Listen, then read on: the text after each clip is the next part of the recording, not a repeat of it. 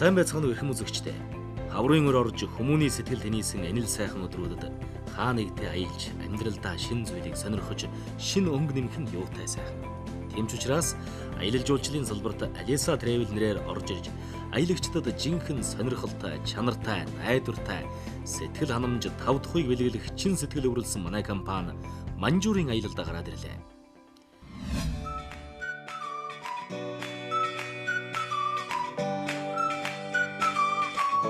Аялалд бүртгүүлсэн хүмүүстэйгээ болдсон цаг товлсон газар болох Дүнжин гараа худалдааны төвийн гадна уулзсаас юм.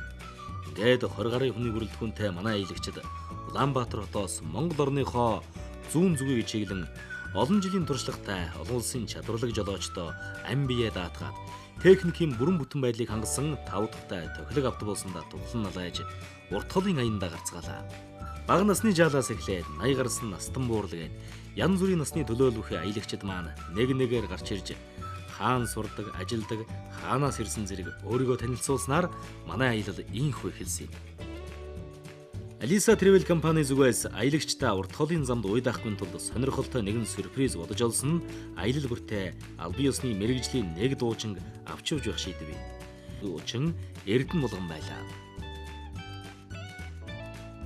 Тэрээр өсөж яваа тун чадварлаг дуучин бөгөөд тухайлбал 20 дугаар зууны дуунууд 25 наадмын Гран При шагналгээд тоочоод байвал олон уралдаан наадмуудад амжилттай оролцож явсан авиаслаг нэг ай.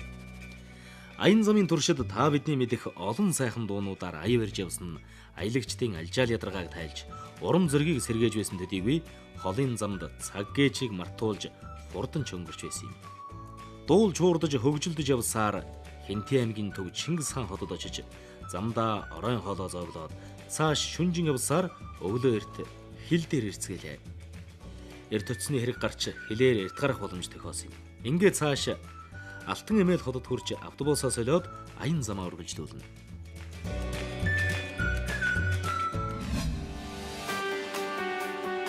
Инхэл донхолтой зам дуусч шил толь шиг замаар хурдалсаар хүсэн хүлээсэн Манжууртай ирж Фада мебелийн том группийн харьяа 2014 онд байгуулагдсан Фада Хумтай нэртэй 3 одтой шинэхэн зочид буудал ууцгасан юм. Оронгууд Монгол үндэсний хэв маягийг илтгэсэн интерьер засалтай энэхүү буудал цэвэрхэн, тохилог, дулаахан хэн хүний санаанд нийцэхэр буудал. Чамгүй олон цаг автобусаар зорчсон аялагчид маань буудалдаа өрөө өрөөнд орж ачаа тэшээ тавиад усанд орж хувцснараа сольж аваад орон хоолноос өмнө амжиж Манжуур хоттой танилцахаар гарлаа.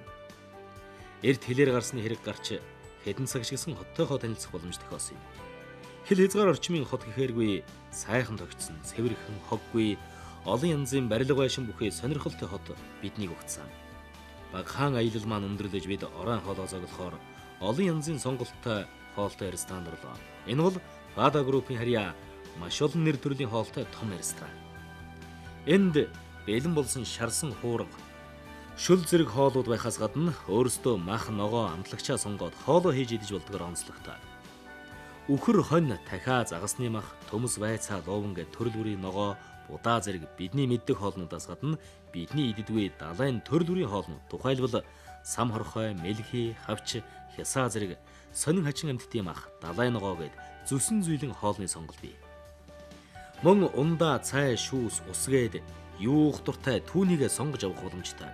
Сайхан хоолсны дараа харин төрөл бүрийн жимсгнүүдийг сонгон идэж болно. Сонголтын хоол маш давуу талтай.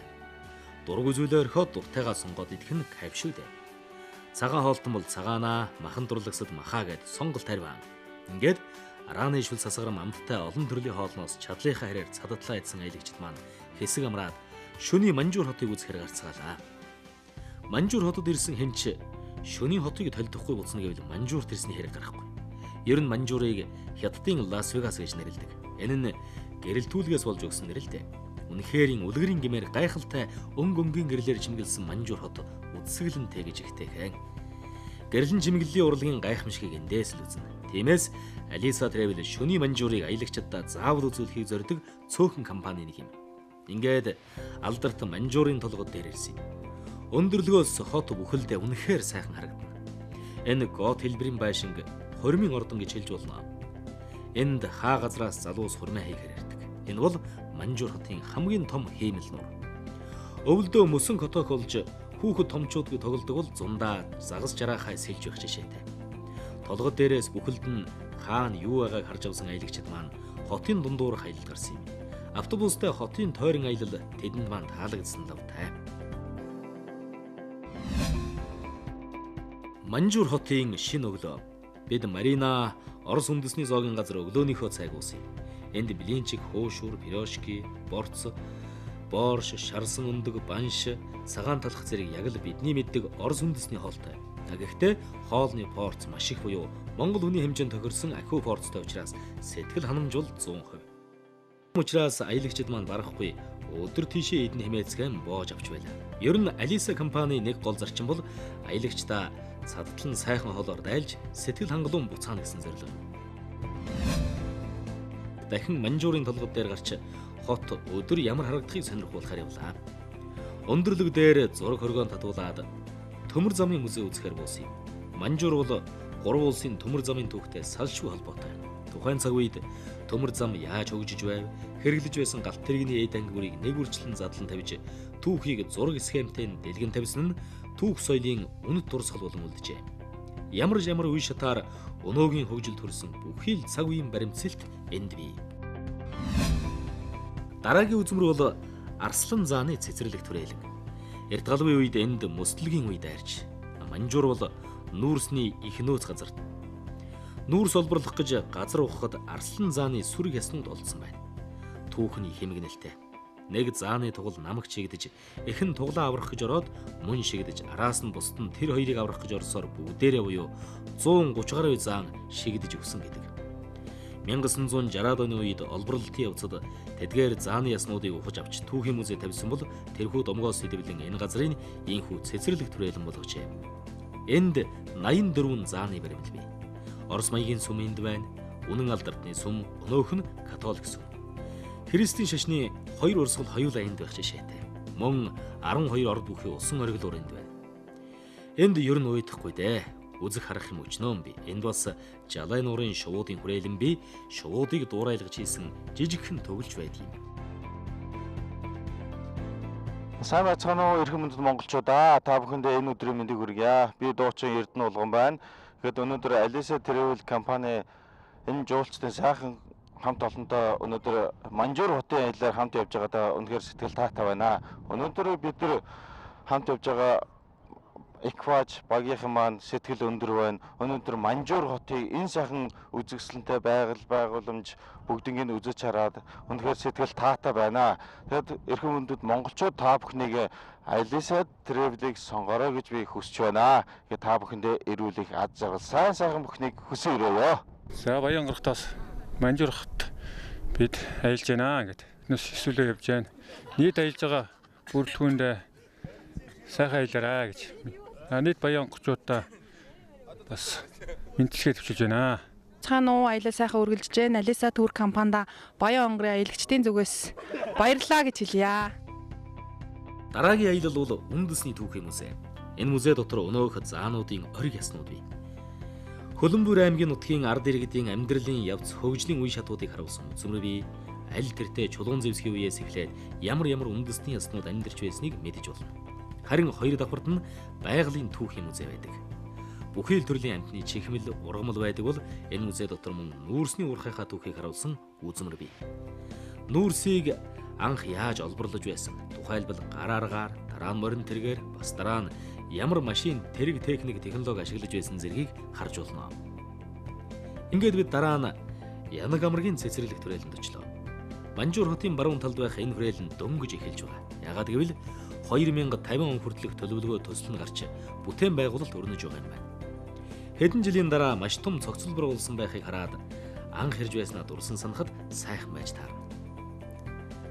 Эгчтөө бид гурав одоо ингээд энэ Манжуур хотод аялал хийгээд Арслан зааны музей энэ сайхан энэ сүм дугныг үзээд ингээд сайхан аялж явнаа. За энэ явж байгаа хугацаанд өөр хүүхэд хамаатан садун хүүхдүүд хүмүүс хань ижилдээ за энэ Манжуурын аялал цуг явж байгаа аялагчдаа хөтөч зурагчдаа бас өнөөдрийн мэндчилгээг дэвшүүлье. Энэ аялын явц бол одоо юм бүхэн сайхан таалагдж байна. Хоол унднаас зөвхөн орон бай, зочид бодол модол нь бол одоо их гоё тогтой хүн ирж үзэх зурагчин хөтч төр хүлээж авч байгаа байгууллага энэ төр бол одоо үнэхээр сэтгэл төрсэн сайхан үйлчлэгээ үзүүлдэг юм байна. Дараа нь бид улсын хилээр орсон юм. Бид эх орондоо хил орчмоор явхад хэцүү, зураг хөрөг авахулж болдгоо гэсэн хатуу дүрм журм байдаг бол энд энгийн иргэдэд хил гайлыг чөлөөтэй үзүүлж зураг авахулахыг зөвшөөрч нэг ёсондоо үзмрийн бас нэг хэсэг болгосон Манжуур хотыг үзэхээрсэн жуулчдын сонирхлыг татаж бизнестэй ч ашигтай байх бодлого үзье. Ингээд Оросын алдарт түүхийн дурсгал бүхий зүйлсийг багасгасан хэлбэрээр буулгасан оддын цэцэрлэг төрөлд очлоо. Энд бидний сайн танил кино эхлэхийн өмнө гардаг гараараасаа барьсан Мосфильмийн бэлэг тэмдэг, анхны нисгэгч Гагарны хөшөө, Сэлэм далайсан Петр хааны хөшөө зэрэг олон баримл бий. Ингээд алдарт Матрёшка хотхонд очив. Баруун гар талаасаа илүү бүтнээрээ сайхан харагддаг. Дэлхийн хамгийн том хүүхэлдэйн хотхон 2006 онд Гиннесийн өмнө өгсөн амжилтаар тэргүүлж байгаа. 30 гаруй метр өндөр 5А английн Матрёшка зочид буудлаас гадна бас жижигхэн буудлууд бий. Мөн улс үндэстэн бүрийн хувцас өмссөн 20 гаруй жижиг Матрёшка байдаг нь ихэд сонирхолтой. Энд мөн далайн дээрэмчдийн хөлөг онгоц бий. Карибын тэнгисийн дээрэмчд гэсэн шоу болдог. 12 жилийн баримлууд бүхий усан хориглууд байна.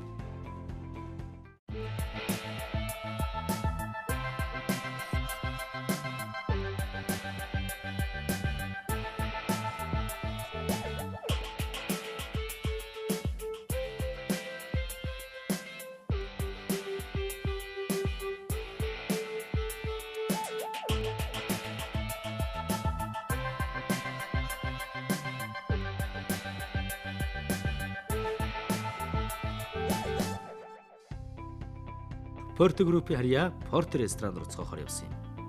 Энд үжиг үнэхээр сонирхолтой өнгөрөөж болно. Кабаре шоу болдог. Хятад бол хоолны их соёлтой ардсан. Хоолыг урлаг болтол хөгжүүлж чадсан мэс. Хоолыг тайван амтрахан идэж кайфтайгаар зоогл гэсэн уриатай. Тийм учраас хоолн дээр дуулж хуурдаж зугаа цэнгэлтэй байхыг илүүд үздэг. Нэг ёсондоо хоолыг жаргалтай идгэсэн бичигдээгүй дүрмтэй гэж хэлж болно.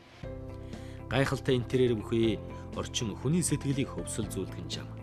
Энд манайхан төрөл бүрийн амтд хоол зоглонгоо хятадын хамгийн хүндтэй хоолнуудын нэг Бээжин нугасыг амтрахан идэх боломжтой.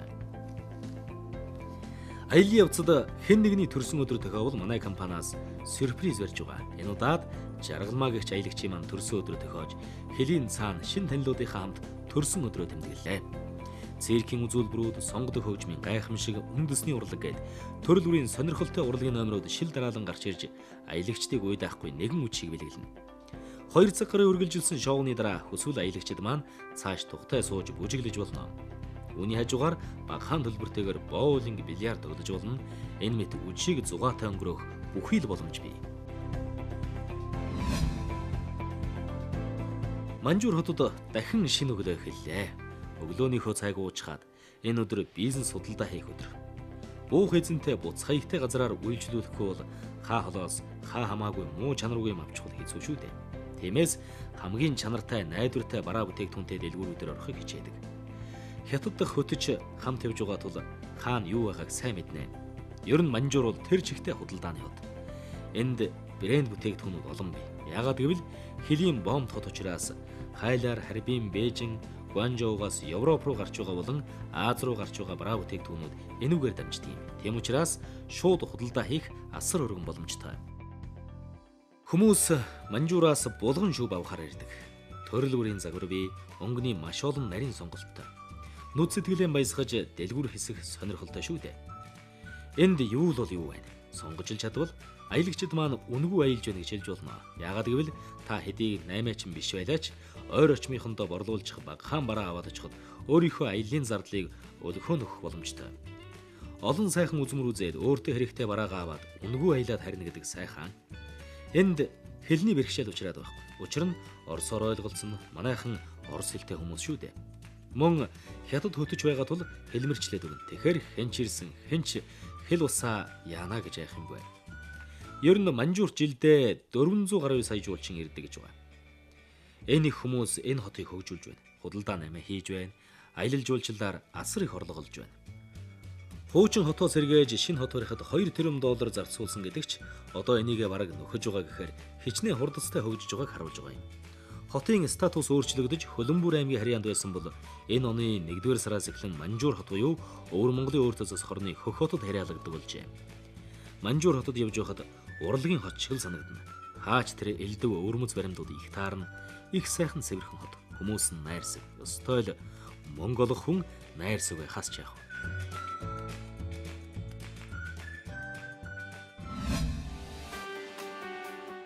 Ингээд бид оройн Венеция нэртэй 3 хоттой ресторанд орлоо. Энд 3 улсын дуучдын тоглолт болдог. Манай урилгаар явж байгаа дуучин маань дуулсан. Шоу хөтөлбөр тун сонирхолтой. Алиса Тэрвэл компанитай аяллаа баг Манжуур хотноо зориод өнөөдөр 3 дахь хоногтоо гээд аялал маань үргэлжилж байна. Ингээд Манжуур хот маань үнэхээр харах зүйлтэй, үзэсгэлэнтэй сайхан газар байт юм байна. Та бүхний Манжуур хотыг заавал үзэж сонирхороо. Тэгээ Манжуур хотод аялахдаа Алиса Тэрвэл компанитай хамтран аялъя. Та бүхэнд баярлалаа. Мартагдахааргүй сайхан дурсамж үзэж байна. За ингээд Завхан аймгийн Тосон цэнгэл сумын цугаа намайг таньж мэддэг аав ээж болон ах дүү нартай Манжуур хотоос мэдчилж байна. За аав ээжтэй мэдчилгээ дэвшүүлье. Хайр таньдаа үр хүүхдүүд намайг таньдаг бүх хүмүүст мэдчилгээ дэвшүүлье. Манжуур хотоос. Компани зүгээс зохион байгуулах тусгай хөтөлбөр энд явуулдаг. Тухайлбал азтан тодруулах, тэмцээн, хөгжөөн тоглоом тоглуулах зэрэг аялагчдад сонирхолтой байжуулах бүхий л арга хэмжээ зохиодог юм. Монгол сайхан хоол амтлангаа хөгжилтэй үдшийг өнгөрөв. Төрөл бүрийн сонголттой Европ маягийн хэрнээ хятад хоол. Чанартай сайхан хоолнууд порц чихтэй. Нэлээд хоолн цай хүмүүс үлдээгээд гардаг гэхээр хэр их порцтай харуулж болно. Ингээд шавайга хантал дуулж бүжиглэн хөгжин цэнгэлцээр явх өдрийнхөө өмнөх оройг тунч сонирхолтой сайхнаар үдлээ. Харин маргааш өглөө үед нутгийн зүг хөлгийн жолоо залах учиртай. Манжуур дахь хэдэн өдрийн маань аялал өндөрлөж эх орны зүг гэрийн зүг мордлоо. Аялагчид маань хоорондоо танилцсны хэрэг юу вэ? Илүү сайхан дотн уулзгааж нүүр хагарсан тулг буу халж дуудуулж инээж хөгжсөөр эх нутгийнхаа зүг явцгааж байна. Аялагчид маань аялалдаа сэтгэл хангалуун байсан гэдэгт итгэлтэй байна. Яагаад гэвэл Алиса Тэрвэл компани хувьд бусад компаниас харьцангуй хямд зардлаар явуулж байгаа гэдгээр онцлогтой. Түүнчлэн хоолны чанар сонголт порц ихтэй гэдгээр онцлог. Мөн аялагчдад тодорхой хэмжээний зургийг үн төлбөргүй угааж өгч байна. Цаашлаад телевизийн нэвтрүүлэг бэлтгэж эх орон даяар цацдаг гэдгээр давуу тал ихтэй. Энэ мэтчлэн таны сэтгэл ханамжид нийцэх олон зүйлсийг бидэд төлөвлөсөр байна. Харин та хаашаа аялмаар байна бидэнд тандаарай. Бид таныг хүлээн авахдаа дуртай байх болно. Таны амьдралдаа шин сонирхолтой өөрчлөлтийг адал явдалтай аятайхан аялын хөтөч Алиса Тэрвэл байх болно. Бид дараагийн аялал болох Манжуур хот болон Итгэл хамба байгаль нуурын аялалдаа бүртгэж байна.